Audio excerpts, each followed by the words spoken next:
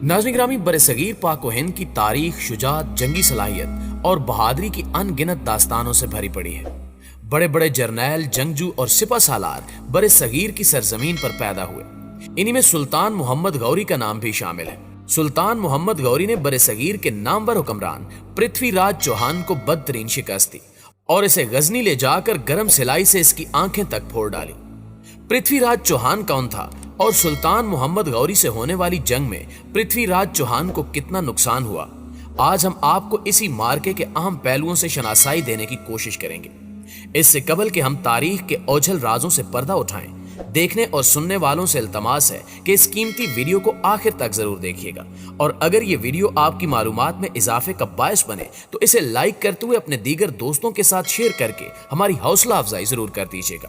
तो आइए चलकर इस मालूमाती वीडियो का बाकायदा आगाज करते हैं। दोस्तों, पाकिस्तान के शहर लाहौर से तकरीबन 400 किलोमीटर, भारत के दिल्ली से 125 किलोमीटर और पानीपत के मशहूर मैदान जंग से 50 किलोमीटर के फासले पर हिंदुस्तान के सूबे हरियाणा के शहर करनाल के पास त्राइन यात्राउड़ी का मशहूर मैदान जंग है। त्राइन यात्राउड़ी के मकाम पर मुसलमान सिपा सालार सुल्तान मोहम्मद गौरी और बरसगीर के मशहूर राजपूत राजा पृथ्वीराज चौहान के दरमियान दो लड़ाइयां हुई। पहली लड़ाई में राजपूत इंतहाई बहादुरी से लड़े, जबकि सुल्तान के साथ ही मैदान में इनके ताबड़तोड़ हमलों की ताब न लाकर इसका साथ छोड़ गए और मैदान से फरार हो गए। यूं सुल्तान को एक बदतरीन शिकस्त का सामना करना पड़ा। सुल्तान बमुश्किल जान बचाकर जख्मी हालत में वापस आया और मैदान से भागने वाले उन तमाम सरदारों को बुलाकर सजा दी और बाद में उनके सर तन से जुदा कर दिए।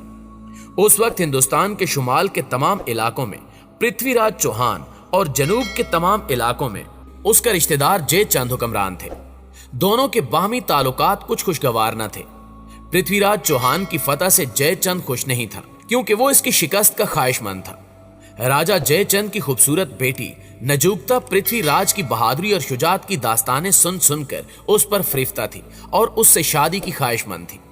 ये बात पृथ्वीराज चौहान को भी पता थी और वो भी गायबाना शहजादी का दीवाना हो गया। नाज़रीन ग्रामी, जयचंद की जानिब से नजोगता की शादी के लिए तमाम राजे इकट्ठे किए गए ताकि स्वयंवर की रस्म अदा करने के बाद शहजादी की शादी कर दी जाए। ताल्लुकात की खराबी के बायस उस महल में शिरकत की पृथ्वीराज चौहान को दावत न दी गई, मगर अपने मखबरों के जरिए पृथ्वीराज चौहान को पल पल की खबर थी। इस सारी सूरत हाल पर इसने अपने साथियों से मशवरा किया और यह फैसला हुआ कि शहजादी की मर्जी के खिलाफ किसी दूसरे को उससे शादी न करने दी जाए। चुनांचे रियासत के तमाम सूरमा और सरदार शहजादी को बचाने चुपके से भेष बदलकर और हथियार छुपाकर उसकी महफिल में पहुंच गए।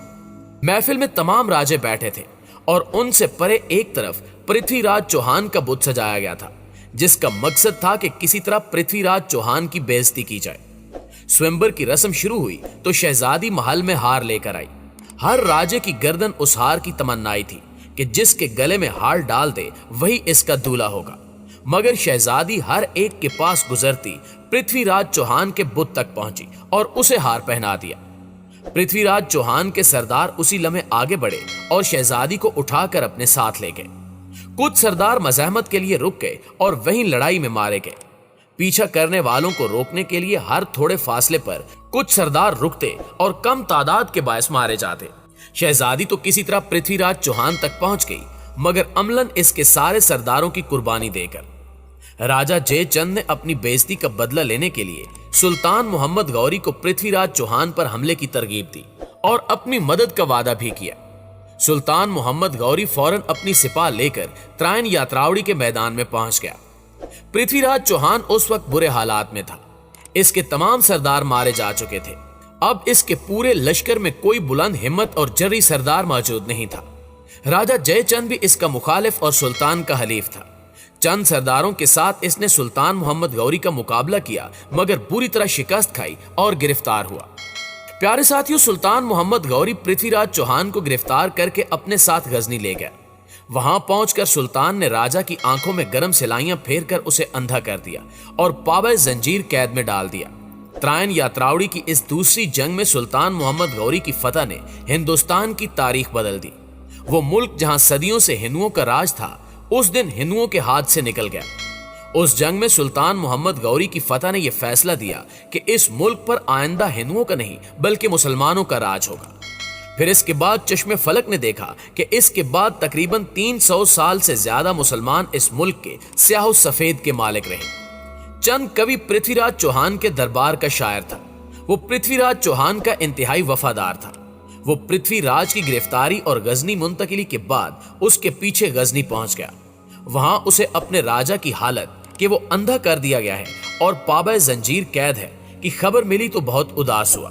کسی طرح وہ کوشش کر کے سلطان کے دربار پہنچا اور دربار میں اپنی جگہ بنا لی۔ پرتھوی راج چوہان بلا کا تیر انداز تھا۔ چند کوی جیل میں راجا سے ملا اور اس نے راجا کو مشورہ دیا کہ اس برے انداز میں زندہ رہنا سورماؤں کا شیوا نہیں ہے۔ میں کچھ کرتا ہوں، تم سلطان کو ہلاک کر دینا اور یوں خود بھی موت کو گلے لگا لینا، یہی تمہارے لیے بہتر ہے۔ چند کوی نے لوگوں کو بتایا کہ اندھا راجا اتنا اچھا تیر انداز ہے کہ صرف آواز پر ہی بہت ٹھیک نشانہ لگا سکتا ہے۔ سلطان کو پتا چلا تو اسے بھی تجسس ہوا اور اس نے اس بات کی حقیقت جاننے کے لیے چند کوی سے بات کی اور اسے کہا کہ راجا کو بلاؤ، میں اس کا نشانہ دیکھنا چاہتا ہوں۔ اندھا راجا دربار میں لایا گیا اور دربار میں ایک طرف قطار میں گھنٹیاں لگا دی گئیں۔ راجا کو تیر اور کمان دے دیے گئے۔ اب جس گھنٹی کو ہلایا جاتا، راجا کا تیر بغیر خطا ہوئے عین اسی جگہ لگتا۔ ابھی یہ کھیل جاری ہی تھا کہ چند کوی نے آگے بڑھ کر راجا کو آہستہ سے کہا کہ اب موقع ہے، سلطان کی آواز آئے تو اس پر تیر چلا دو۔ اگلے ہی لمحے سلطان کی آواز پر راجا نے سلطان پر تیر چلا دیا، جو سلطان کے گلے کو چیرتا ہوا باہر جا گرا۔ سلطان کے ہلاک ہوتے ہی سلطان کے ساتھیوں نے راجا اور چند کوی دونوں کو ہلاک کر دیا۔ یوں راجا اور سلطان ایک ہی وقت میں اپنے انجام سے دوچار ہوئے۔ جس طرح سلطان محمد غوری ہمارا ہیرو ہے، تمام راجپوت مسلمانوں کے دشمن پرتھوی راج چوہان کے اس المناک انجام کو اپنے لیے باعث فخر جانتے اور پرتھوی راج کو اپنا ہیرو تسلیم کرتے ہیں۔ فیض احمد فیض صاحب نے کیا خوب فرمایا تھا کہ جس دھج سے کوئی مقتل میں گیا وہ شان سلامت رہتی ہے۔